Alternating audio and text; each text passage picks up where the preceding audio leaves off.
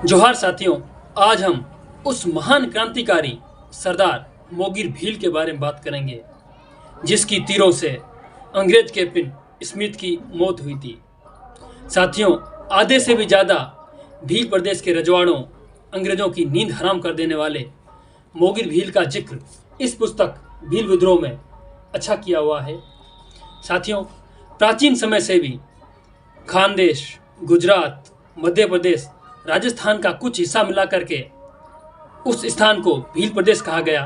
बात 1833 ईस्वी की है, जब भारत पर अंग्रेजी हुकूमत का राज था। इसी समय भील प्रदेश के बांसवाड़ा नामक नगर में भील आदिवासियों से आबाद मोवाह नामक गांव था। ये गांव सागौन व बांस वृक्षों से हरा भरा था। इसी गांव में भील मुखिया मोगिर भील रहता था। सरदार मोगिर भील एक स्वाभिमानी व कुशल लड़ाका था। उसने अपने भीलों की एक अच्छी खासी सेना तैयार करके रखी थी तथा मोगिर भील अंग्रेजों व रजवाड़ों की गुलामी स्वीकार नहीं करता था तथा अपने गांव के आसपास अंग्रेजों या रजवाड़ी सेनाओं के सैनिकों, जासूसों को भटकने तक नहीं देता था। उन दिनों राजस्थान व मध्य प्रदेश की सीमा पर नीमच क्षेत्र के नाम से विख्यात अंग्रेजों की एक नीमच छावनी थी, जो कि अंग्रेजों का एक सैनिक अड्डा था। और इधर बांसवाड़ा के सरदार मोगिर भील ने अंग्रेजों के मशहूर अफीम एजेंट की हत्या कर दी थी।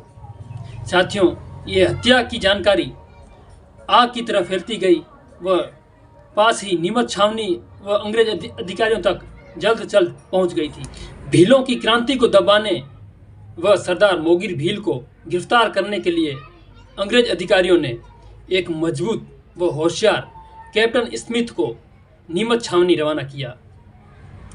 कुछ दिनों बाद कैप्टन स्मिथ नीमच छावनी पहुंच गया और उन्होंने कुछ छोटे मोटे अधिकारियों व 50 भील वाहिनी के सैनिकों व 21 कुशल घुड़सवारों को लेकर के बांसवाड़ा की ओर सरदार मोगिर भील को गिरफ्तार करने के लिए रवाना हो गया। आधा सफर तय करके कैप्टन स्मिथ व उसकी सेना प्रतापगढ़ पहुंची। वहां कुछ समय विश्राम करने के बाद आगे रवाना हो गई। और इधर मुखिया मोगिर भील को भी पता चल गया था कि अंग्रेजी सेना उसे गिरफ्तार करने आ रही है। मोगिर भील ने भी अपने भील योद्धाओं, भील लड़ाकों को चेतावनी दे दी कि अब यहाँ आक्रमण होने वाला है। अब धीरे धीरे भील योद्धा तीर, धनुष, भाले, तलवारें लेकर के मोगिर भील के घर एकत्र हो रहे थे। कैप्टन स्मिथ व उसकी सेना 24 अक्टूबर 1833 ईस्वी को रात 1 बजे मोगिर भील के अड्डे पर पहुंच चुकी थी। सुबह होने से पूर्व ही अंधेरे में ही कैप्टन स्मिथ की सेना ने मोगिर भील के पूरे गांव को घेर लिया था और वहीं तैयार बैठे भीलों ने तीरों, भालों से अंग्रेजी सेना पर हमला कर दिया। और कैप्टन स्मिथ ने भी अपनी सेना को भीलों पर गोलियां चलाने का आदेश दे दिया। अब भीलों और अंग्रेजों में मुठभेड़ भयानक चल रही थी। अंधाधुंध काटमार चल रही थी। कैप्टन स्मिथ व उसका सूबेदार मोगिर भील को बाहर आने का बुलावा दे रहे थे, वह उसे आत्मसमर्पण करने का कह रहे थे, पर स्वाभिमानी मोगिर भील कैप्टन की इन बातों को अनसुना करते हुए लगातार तीरों पर तीरें बरसाया जा रहा था। अंग्रेजी सेना की गोलियों, बंदूकों के सामने भीलों के तीर भालों ने बहुत हिम्मत दिखाई, पर बहुत देर तक टिक नहीं सके। इधर सरदार मोगिर भील का भाई बहुत ही घायल हो चुका था।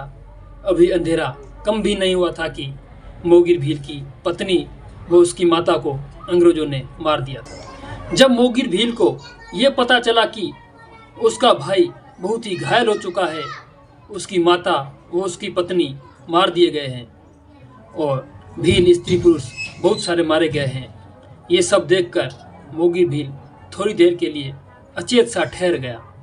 पर कुछ मिनटों बाद खुद को संभालते हुए अत्यंत ही क्रोध के साथ तीरों भालों से दुगनी रफ्तार से अंग्रेजों पर आक्रमण करने लगा। अंग्रेजों ने मोगिर भील के इस आक्रमण को देखकर बहुत ही डर गए और कुछ हद तक कैप्टन स्मिथ की सेना पीछे खिसक गई। मोगिर भील व उसके बचे कुचे सैनिकों ने ऐसा बवंडर मचाया कि अंग्रेजी सेना को अपनी बंदूकें संभालना भी मुश्किल लगने लगा। कैप्टन स्मिथ के चेहरे का रंग उड़ चुका था। तभी मोगिर भील का एक तीर कैप्टन स्मिथ को जाकर लगा। तीर ऐसा लगा कि कैप्टन स्मिथ का खून बहुत ही बहने लगा, रुकने का नाम नहीं ले रहा था। और उधर सामने मुखिया मोगिर भील लड़ते लड़ते बुरी तरह खून से लथपथ हो चुका था। उसके 5-6 बचे साथी भी घायल थे, पर उनका अभी हौसला कम नहीं हुआ था। बहुत सारे अंग्रेज सैनिकों को इन भीलों ने तीरों से घायल कर दिया था, कुछ को मौत के घाट उतार दिया था। इन 5-6 भीलों के कुशल आक्रमण से अंग्रेजी सेना में डर पैदा हो गया था। अंग्रेजी सेना आगे बढ़ना भूल चुकी थी, बस एक जगह खड़ी रहकर लड़ रही थी। अब से प्रतीत हो रहा था कि इन 4-5 भीलों की हिम्मत के आगे सेना भागने वाली थी, पर समय को कुछ और ही मंजूर था। तभी एकाएक भीलों की तीरें खत्म हो गई। अब मोगिर भील और उसके साथी निहत्थे असहाय खड़े थे।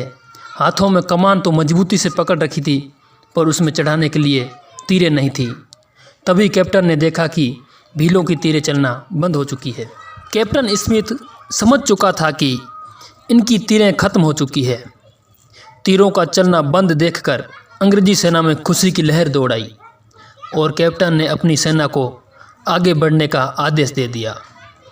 अंग्रेजी सेना ने निहत्थे घायल मोगिर भील व उसके 4-5 साथियों को गिरफ्तार कर लिया। घायल खून से लथपथ मुखिया मोगिर भील को चारपाई पर बांधकर व उसके साथियों के साथ मोगिर भील के घोड़ों, खच्चरों और सामान को जब्त करके अंग्रेजी सेना नीमच छावनी की ओर रवाना हो गई।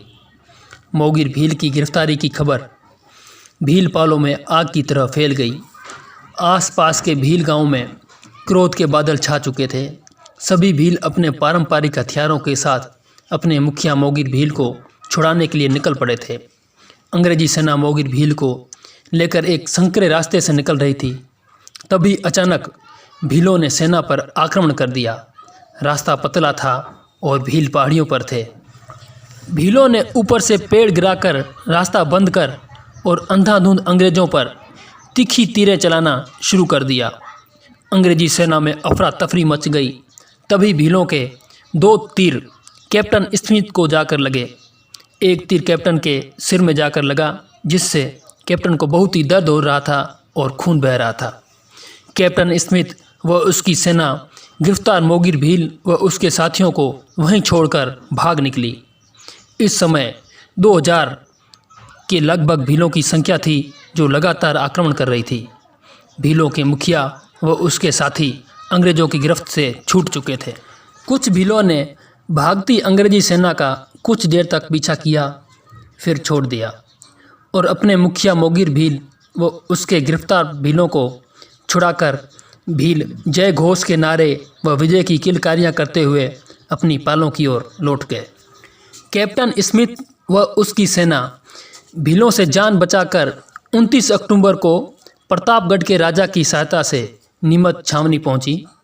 कैप्टन की सेना के बहुत सारे सैनिक घायल थे व कुछ मारे जा चुके थे। कैप्टन स्मिथ को सिर में तीर लगने के कारण कुछ दिन बाद 2 नवंबर को कैप्टन स्मिथ की मृत्यु हो गई और पीछे मोगिर भील व भील प्रदेश के भीलों का विद्रोह जारी रहा। साथियों, ये थी मुखिया मोगिर भील के विद्रोह की कहानी। जय जोहार, जय भील प्रदेश।